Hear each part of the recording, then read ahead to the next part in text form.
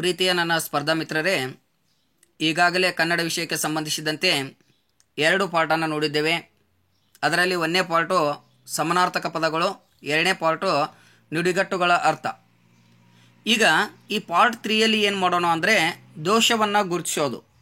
ಒಂದು ಸೆಂಟೆನ್ಸ್ ಕೊಟ್ಟಿರ್ತಾನ್ರಿ, ಅದರಲ್ಲಿ ಯಾವುದು ಸರಿ ಯಾವುದು ತಪ್ಪು ಅನ್ನೋದನ್ನು ನಾವೇನಪ್ಪ ಅಂತಂದ್ರೆ ಗುರುತಿಸ್ಬೇಕಾಗುತ್ತೆ ರೀ.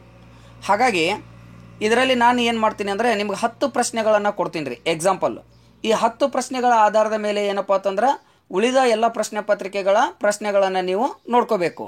ಅಂದರೆ ಒಂದು ಐಡಿಯಾ ಬರ್ತ್ರಿ, ಒಂದು ಸ್ಪರ್ಧಾತ್ಮಕ ಪರೀಕ್ಷೆಯಲ್ಲಿ ಇಂಥ ಪ್ರಶ್ನೆಗಳಿಗೆ ಹೆಂಗೆ ಉತ್ತರಿಸಬೇಕು ಅನ್ನೋದನ್ನು ಐಡಿಯಾ ಬರುತ್ತೆ. ಹಾಗಾಗಿ ಆ ಪ್ರಶ್ನೆಗಳನ್ನು ನೋಡೋಣ.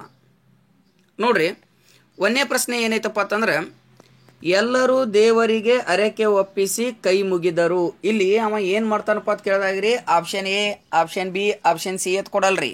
ಇದು ಒಂದು ಸೆಂಟೆನ್ಸ್ ಕೊಟ್ಟಿರ್ತಾನ, ಅದ್ರ ತಳಗೆ ಏನಪ್ಪ ಅಂತಂದ್ರೆ ಗೆರೆ ಹೊಡೆದು ಎ ಬಿ ಸಿ ಡಿ ಅಂತ ಕೊಟ್ಟಿರ್ತಾನ ಒಂದ್ರಿ. ಇಲ್ಲಪ್ಪ ಅಂತಂದ್ರೆ ಅವ್ರು ಏನು ಮಾಡ್ತಾರಪ್ಪ ಅಂತ ಕೇಳಿದಾಗ 1 2 3 4 ಈ ಟೈಪ್ ಕೊಟ್ಟಿರ್ತಾರೆ. ಅವಾಗ ಇದ್ರಾಗ ಈ ಸೆಂಟೆನ್ಸಲ್ಲಿ ಯಾವುದಾದ್ರೂ ಶಬ್ದ ತಪ್ಪಾಯ್ತು ಅಥವಾ ಸೆಂಟೆನ್ಸ್ ಕರೆಕ್ಟ್ ಆಯಿತು, ಮೀನ್ಸ್ ವಾಕ್ಯ ಸರಿ ಆಯಿತು ಅನ್ನೋದನ್ನು ನಾವು ಪರೀಕ್ಷೆ ಮಾಡಬೇಕು. ಈಗ ನೋಡ್ರಿ, 1ನೇದು ಎಲ್ಲರೂ ದೇವರಿಗೆ ಹರಕೆ ಒಪ್ಪಿಸಿ ಕೈ ಮುಗಿದರು ತಪ್ಪಿಲ್ಲ. ಇಲ್ಲಿ ಯಾವ್ದಾದ್ರೆ ತಪ್ಪಿತ್ತು ಅಂದ್ರೆ ಅದನ್ನು ಪಾಯಿಂಟ್ ಮಾಡಬೇಕು. ಈ ಸೆಂಟೆನ್ಸ್ ಪೂರ್ತಿ ಕರೆಕ್ಟ್ ಇತ್ತು ಅಂದ್ರೆ ತಪ್ಪಿಲ್ಲ ಅಂತೇಳಿ ನಾವು ಗುರ್ತು ಮಾಡಬೇಕಾಗುತ್ತೆ ರೀ. ಆಪ್ಷನ್ 4. ಹಾಗಾದ್ರೆ ಈ ಸೆಂಟೆನ್ಸ್ ಮೀನ್ಸ್ ಈ ವಾಕ್ಯ ಎಲ್ಲರ ತಪ್ಪೈತನೋ ನೋಡ್ರಿ. ಈ ವಾಕ್ಯದೊಳಗೆ ಎಲ್ಲರ ತಪ್ಪೈತನೋ ನೋಡ್ರಿ. ಎಲ್ಲರೂ ದೇವರಿಗೆ ಹರಕೆ ಒಪ್ಪಿಸಿ ಕೈ ಮುಗಿದರು. ಹರಕೆ ಒಪ್ಪಿಸಿ ತಪ್ಪದ್ರಿ. ಇಲ್ಲಿ ಹರಕೆ ಅನ್ನೋದು ಏನಾಗಬೇಕಾಗಿತ್ತು, ಹರಕೆ ಅಂತ ಆಗಬೇಕಾಗಿತ್ತು, ಹ ಬರಬೇಕಾಗಿತ್ತು. ಹ ಬದಲಿ ಬಂದೈತಿ. ಹಾಗಾಗಿ ಇದನ್ನು ನಾವು ಗುರುತಿಸ್ಬೇಕಾಗುತ್ತೆ. ಈ ಟೈಪ್ ಇರುತ್ತೆ. ಆದ್ರೆ ಒಂದು ಮಾತ್ರ, ಪ್ರತಿಯೊಂದು FDA ಎಕ್ಸಾಮಲ್ಲಿ 5 ಪ್ರಶ್ನೆಗಳು ಈ ಟೈಪ್ ಇರ್ತಾವ್ರೆ. 5 ಪ್ರಶ್ನೆ. ಆದ್ರೆ ಈ 5 ಪ್ರಶ್ನೆಗೂ ನೀವು 5 ಅಂಕಗಳನ್ನು ತಗೋಬೇಕಾಗಿತ್ತಂದ್ರೆ ಅಲ್ಲಿ ಕೊಟ್ಟಿರುವ ವಾಕ್ಯವನ್ನ ನಾವು ಸರಿಯಾಗಿ ಓದಬೇಕು. ಲಕ್ಷ ಕೊಟ್ಟು ಓದ್ಬೇಕ್ರಿ. ನಾವೆಲ್ಲರೂ ಸ್ಪೀಡಿಗೆ ಓದ್ದೇವ ತಿಟ್ಕೋರಿ. ಎಲ್ಲರೂ ದೇವರಿಗೆ ಹರಕೆ ಒಪ್ಪಿಸಿ ಕೈ ಮುಗಿದರು ಇತ್ತಂದ್ರು ನಮ್ಮ ಮೈಂಡ್ ಒಳಗೆ ಎಲ್ಲರೂ ದೇವರಿಗೆ ಹರಕೆ ಒಪ್ಪಿಸಿ ಅಂತ ಓದ್ಬಿಡ್ತೇವೆ. ಓದಿ ನಾವು ತಪ್ಪಿಲ್ಲ ಹಾಕ್ತೇವೆ, ಅವಾಗ 1 ಮಾರ್ಕ್ಸನ್ನು ನಾವು ಕಳ್ಕೊಬೇಕಾಗುತ್ತಾ. ಈ ನೆಕ್ಸ್ಟ್ ನೋಡ್ರಿ, 2ನೇದು ಹೊಗೆಯಿಂದಾಗಿ ಕಣ್ಣು ಮೂಗಿನಲ್ಲೆಲ್ಲ ನೀರು ತುಂಬಿತು. ಆಪ್ಷನ್ ಡಿ ತಪ್ಪಿಲ್ಲ. ಹಾಗಾದ್ರೆ ಇದಕ್ಕೆ ಆನ್ಸರ್ ಯಾವ್ದಾಗುತ್ತೆ ರೀ? ತಪ್ಪಿಲ್ಲ ಆಗುತ್ತೋ ಏನು, ಅಥವಾ ವಾಕ್ಯದಲ್ಲಿ ಎಲ್ಲಾದರೂ ತಪ್ಪೈತೆ ನೋಡ್ರಿ. ಇಲ್ಲಿ ನೋಡ್ರಿ, ಹೊಗೆಯಿಂದಾಗಿ ಎತ್ತೈತಿ, ಹೊಗೆಯಿಂದಾಗಿ ತಪ್ಪೈತಿ. ಇದೇನಾಗಬೇಕ್ರಿ? ಹೊಗೆಯಿಂದಾಗಿ ಹೋ ಆಗ್ಬೇಕಾಗಿತ್ತು. ಹೊಗೆಯಿಂದಾಗಿ ಕಣ್ಣು ಮೂಗಿನಲ್ಲೆಲ್ಲ ನೀರು ತುಂಬಿತು ಇತ್ತು ಅಂತ ಇಟ್ಕೋರಿ. ಅವಾಗ ನಾವು ಆಪ್ಷನ್ ಡಿ ರೈಟ್ ಮಾಡ್ತಿದ್ದೆವು. ಆದ್ರೆ ಇಲ್ಲಿ ಹೋ ಬದಲಿ ಏನಾಗೈತಿ, ಓ ಆಗೈತಿ. ಹೊಗೆಯಿಂದಾಗಿ ಎತ್ತೈತಿ. ಹಾಗಾಗಿ ರೈಟ್ ಯಾವ್ದಾಗುತ್ತಪ್ಪ ಅಂತಂದ್ರೆ option A is right. Next, ಬೆಳಗ್ಗೆ ಹೂಗಳೆಲ್ಲ ಅರಳಿತು. ತಪ್ಪಿಲ್ಲ. ಈಗ ಇದ್ರಾಗ ಯಾವ್ದಾಗ್ತದ್ರಿ? ಬೆಳಗ್ಗೆ ಹೂಗಳೆಲ್ಲ ಅರಳಿದವು ಅಂತ ಆಗ್ಬೇಕಾಗಿತ್ತು. ಏನಾಗಬೇಕಾಗಿತ್ತು ರೀ? ಅರಳಿದವು ಅಂತ ಆಗ್ಬೇಕಾಗಿತ್ತು. ಅರಳಿತು ಅಂತ ಕೊಟ್ಟಾನ್ರಿ ಇಲ್ಲಿ. ಯಾಕಂದ್ರೆ ಹೂಗಳೆಲ್ಲ ಬಹುವಚನ ಐತಿ, ಇಲ್ಲಿ ಅರಳಿತು ಏಕವಚನ ಐತಿ. ಇಲ್ಲಿ ಏನಾಗಬೇಕಾಗಿತ್ತು? ಬೆಳಗ್ಗೆ ಹೂಗಳೆಲ್ಲ ಅರಳಿದವು ಅಂತ ಆಗ್ಬೇಕಾಗಿತ್ತು. ಅರಳಿತು ಅಂತ ಆಗೈತಿ. ಹಾಗಾಗಿ ಅರಳಿತು ಅನ್ನೋದು ಏನಪ್ಪ ಅಂತಂದ್ರೆ ಆಪ್ಷನ್ 3 ಈಸ್ ಇಲ್ಲಿ ನಾವು ರೈಟ್ ಮಾಡ್ಬೇಕಾಗುತ್ತೆ ರೀ.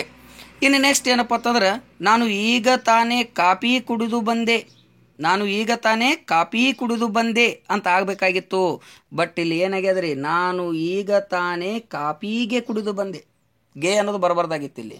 ಹಾಗಾಗಿ ಕಾಫಿಗೆ ಕುಡಿದು ಬಂದೆ ಐತ್ಲ. ಆನ್ಸರ್ ಈಸ್ ಯಾವ್ದಾಗುತ್ತಪ್ಪ ಅಂತ ಕೇಳಿದಾಗ ಸೆಕೆಂಡ್ 1 ಆಗುತ್ತೆ ರೀ. ನೆಕ್ಸ್ಟ್ ನೋಡ್ರಿ, ಪ್ರಾಣಿ ಪ್ರಪಂಚದಲ್ಲೆಲ್ಲ ಕ್ರೂರ ಪ್ರಾಣಿ ಎಂದರೆ ಮಾನವ. ಇಲ್ಲಿ ಆನ್ಸರ್ ಯಾವ್ದಾಗುತ್ತೆ ವಿಚಾರ ಮಾಡ್ರಿ. ಆಪ್ಷನ್ ಎ, ಪ್ರಾಣಿ ಪ್ರಪಂಚದಲ್ಲೆಲ್ಲ ಕ್ರೂರ ಪ್ರಾಣಿ ಎಂದರೆ ಮಾನವ. ಆಪ್ಷನ್ ಈ ವಾಕ್ಯದಲ್ಲಿ ತಪ್ಪಾಯ್ತು ಅಥವಾ ತಪ್ಪಿದ್ದಿದ್ದಿಲ್ಲ ಅಂದ್ರೆ ಆಪ್ಷನ್ ಡಿ ಹಾಕಬೇಕಾಗುತ್ತೆ. ಈಗ ಇಲ್ಲಿ ನಮಗೆ ಯಾವಾಗ ತಪ್ಪು ಕಂಡು ಬರ್ತದೆ ನೋಡ್ರಿ. ಇಲ್ಲ ಐತೆ ನೋಡ್ರಿ, ಆಪ್ಷನ್ ಎ ಈಸ್ ರಾಂಗ್. ಇದು ಈ ವಾಕ್ಯದಲ್ಲಿ ಪ್ರಾಣಿ ಪ್ರಪಂಚದಲ್ಲೆಲ್ಲ ಇದು ತಪ್ಪಾಗುತ್ತೆ. ಯಾಕಂದ್ರೆ ಪ್ರಾಣಿ ಪ್ರಪಂಚದಲ್ಲೇ ಕ್ರೂರ ಪ್ರಾಣಿ ಎಂದರೆ ಮಾನವ ತಾಗಬೇಕಾಗಿತ್ತು. ಅಲ್ಲಿ ಏನಾಗಿದೆ, ಪ್ರಾಣಿ ಪ್ರಪಂಚದಲ್ಲೆಲ್ಲ ತೆಗೈತಿ. ಹಾಗಾಗಿ ಆಪ್ಷನ್ ಎ ಈಸ್ ರೈಟ್. ಇನ್ನು ನೆಕ್ಸ್ಟ್ ನೋಡ್ರಿ, ಕೈಗಾರೀಕರಣದಿಂದ ಮಾನವೀಯ ಮೌಲ್ಯಗಳು ಬೆಲೆ ಕಳೆದುಕೊಳ್ಳುತ್ತಿಲ್ಲ.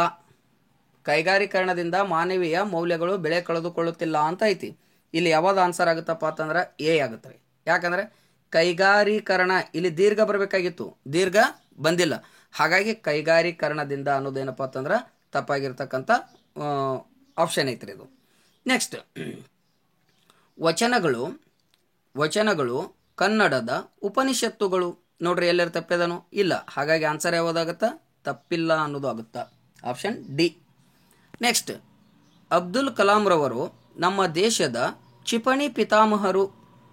ಅಬ್ದುಲ್ ಕಲಾಂ ರವರು ನಮ್ಮ ದೇಶದ ಕ್ಷಿಪಣಿ ಪಿತಾಮಹರು ಅಂದ್ರೆ ಕರೆಕ್ಟ್ ಐತ್ರಿ, ವಾಕ್ಯ ಕರೆಕ್ಟ್ ಐತಿ. ಹಾಗಾಗಿ ಆನ್ಸರ್ ಯಾವುದಾಗುತ್ತಾ? ಡಿ, ತಪ್ಪಿಲ್ಲ ಅನ್ನೋದು ಆಗುತ್ತಾ. ಒಂದು ಅರ್ಥ ಮಾಡ್ಕೋರಿ, ವಾಕ್ಯವನ್ನ ಸರಿಯಾಗಿ ಓದೋದನ್ನ ನಾವು ರೂಢಿ ಮಾಡ್ಕೋಬೇಕ್ರಿ. ಎಲ್ಲಿ ತಪ್ಪ್ಯಾದೋ ಇಲ್ಲೋ ಅನ್ನೋದು ಗುರುತಿಸೋದು. ಇದಕ್ಕೆ ಆಪ್ಷನ್ ಎ ಬಿ ಎತ್ ಕೊಡಲ್ಲ. ಅದ್ರ ತಳಗಡೆನೆ ಈ ವಾಕ್ಯದ ತಳಗನೆ ಏನು ಮಾಡ್ತಾನಪ್ಪ ಅಂತಂದ್ರೆ ಈ ಟೈಪ್ 1 2 3 4 ಅಂತ ಕೊಟ್ಟಿರ್ತಾನ ಒಂದು, ಅಥವಾ ಎ ಬಿ ಸಿ ಡಿ ಅಂತ ಕೊಟ್ಟಿರ್ತಾರ ಒಂದು. ಇದರೊಳಗೆ ಯಾವ್ದಾರು ತಪ್ಪಿರ್ತಲ್ಲ ಅದನ್ನಲ್ಲಿ ಆಪ್ಷನ್ ಅನ್ನ ನಾವು ಗುರುತು ಮಾಡ್ಬೇಕಾಗುತ್ತ. ಈಗ ನೋಡ್ರಿ, ಮೈಸೂರಿನ ಅರಮನೆ ಜಗತ್ ಪ್ರಸಿದ್ಧವಾದದ್ದು. ಮೈಸೂರಿನ ಅರಮನೆ ಜಗತ್ ಪ್ರಸಿದ್ಧವಾದದ್ದು ಕರೆಕ್ಟ್. ಅದು ಏನು ಎಲ್ಲರೇ ವಾಕ್ಯದೊಳಗೆ ತಪ್ಪೈತ್ರಿ? ಇಲ್ಲಿ ತಪ್ಪೈತಿ ನೋಡ್ರಿ. ಅರಮನೆ ಆಗ್ಯದ, ಅರಮನೆ ಆಗಬೇಕಾಗಿತ್ತು, ಅರಮನೆ ಆಗ್ಯದ. ಹಾಗಾಗಿ ಏನಪ್ಪ ಅಂತ ಕೇಳಿದಾಗ ನೇ ಆಗ್ಯದ, ಇಲ್ಲಿ ನೇ ಬದಲಿ ನೇ ಆಗ್ಯದ. ಹಾಗಾಗಿ ಆಪ್ಷನ್ ಬಿ ಇಸ್ ರೈಟ್. ದೋಷವನ್ನು ಗುರುತಿಸೋದು, ಇಲ್ಲಿ ದೋಷ ಆಗ್ಯದ. ನೆಕ್ಸ್ಟ್, ಗಾಯಕ ಹಾಡನ್ನು ಹೇಳಲು ತೊಡಗಿಸಿದ. ತಪ್ಪಿಲ್ಲ. ಯಾವ್ದಾಗತ್ರಿ ಇದ್ರಾಗ? ಹಾಡನ್ನು ಹೇಳಲು ತೊಡಗಿಸಿದ ಅಲ್ಲ, ತೊಡಗಿದ ಆಗಬೇಕಾಗಿತ್ತು. ಗಾಯಕ ಹಾಡನ್ನು ಹೇಳಲು ತೊಡಗಿದ ಆಗಬೇಕಾಗಿತ್ತು, ತೊಡಗಿಸಿದ ಆಗ್ಯದ. ಅಂದ್ರೆ ಹಾಡನೇ ಹಾಡ್ಲಕ್ಕ ಹಾಡಕ್ಕೆ ತೊಡಗಿಸದ ಅಂತ ಆಗುತ್ತೆ ಇಲ್ಲಿ ಅರ್ಥ. ಹಾಗಾಗಿ ತೊಡಗಿದ ಅಂದ್ರೆ ಆ ವ್ಯಕ್ತಿ ಹಾಡಕತ್ತ ಅಂತ ಅರ್ಥ ಆಗುತ್ತೆ. ಇಲ್ಲಿ ಇದು ತೊಡಗಿದ ಆಗಬೇಕಾಗಿತ್ತು, ತೊಡಗಿಸಿದ ತೆಗೆದ. ಹಾಗಾಗಿ ಇಲ್ಲಿ ಆಪ್ಷನ್ 3 ಈಸ್ ರೈಟ್ ಆಗುತ್ತೆ ಇಲ್ಲಿ. ಯಾಕಂದ್ರೆ ದೋಷ ಇರೋದು ಇಲ್ಲಿ ತೊಡಗಿಸಿದ ಅಂತ ಅನ್ನಲ್ಲಿ ಐತಿ. ಇನ್ನು ಈ ಕನ್ನಡ ವಿಷಯಕ್ಕೆ ಸಂಬಂಧಿಸಿದಂತೆ ಈ ಸ್ಪರ್ಧಾತ್ಮಕ ಪರೀಕ್ಷೆಯಲ್ಲಿ ಯಾವ್ಯಾವ ಪ್ಯಾಟರ್ನಲ್ಲಿ ಎಷ್ಟೆಷ್ಟು ಪ್ರಶ್ನೆಗಳನ್ನು ಹೆಂಗೆ ಕೇಳ್ತಾರೆ ಅನ್ನೋದು ಏನಪ್ಪ ಅಂತಂದ್ರೆ ನಾನು ಎಕ್ಸಾಂಪಲ್ಸನ್ನು ಈ ಟೈಪ್ ಕೊಡ್ತಾ ಇರ್ತೀನಿ ರೀ. ಇದನ್ನು ಪ್ಯಾಟರ್ನ್ ಇಟ್ಕೊಂಡು ಸ್ವಲ್ಪ ಸ್ಟಡಿ ಮಾಡಿರಿ. ಏನಪ್ಪ ಅಂತ ಕನ್ನಡದಲ್ಲಿ ಏನಪ್ಪ ಅಂತಂದ್ರೆ ಮ್ಯಾಕ್ಸಿಮಮ್ ಸ್ಕೋರ್ ಮಾಡ್ಬೋದು ಅನ್ನೋದು ನನ್ನ ಅಭಿಪ್ರಾಯ. ಅಲ್ಲದೆ ಮುಂದಿನ ತರಗತಿಯಲ್ಲಿ ಏನು ಮಾಡೋಣಪ್ಪ ಅಂತ ಕೇಳಿದಾಗ ಇನ್ನು ವಿರುದ್ಧಾರ್ಥಕ ಪದಗಳಾಗಿರ್ಬೋದು ಅಥವಾ ಇಂಗ್ಲಿಷ್ ಶಬ್ದವನ್ನು ಕೊಟ್ಟಿರ್ತಾನೆ, ಅದಕ್ಕೆ ಇಂಗ್ಲಿಷ್ ಶಬ್ದಕ್ಕೆ ಪರ್ಯಾಯವಾಗಿ ಕನ್ನಡ ಶಬ್ದವನ್ನು ನಾವು ಯಾವ ರೀತಿ ಆರಿಸಬೇಕು ಅನ್ನೋದು ಏನಪ್ಪ ಅಂತಂದ್ರೆ ನಂತರದ ತರಗತಿಗಳಲ್ಲಿ ನೋಡೋಣ ಅಂತ ಹೇಳುತ್ತಾ ಈ ತರಗತಿಯನ್ನು ಇಲ್ಲಿಗೆ ಮುಗಿಸ್ತಾ ಇದ್ದೀನಿ. ಎಲ್ಲರಿಗೂ ಧನ್ಯವಾದಗಳು.